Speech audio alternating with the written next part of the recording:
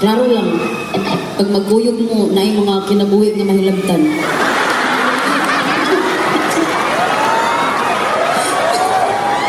Eh, sabi magpaila-ila sa kong Dili na kinahanglan. Magbuot lagi mo ay! The last time I performed here, well, except for yesterday, dalaga pa magod ko ito.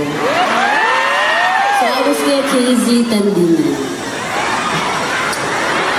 But, as of August 28, 2020, Bayot.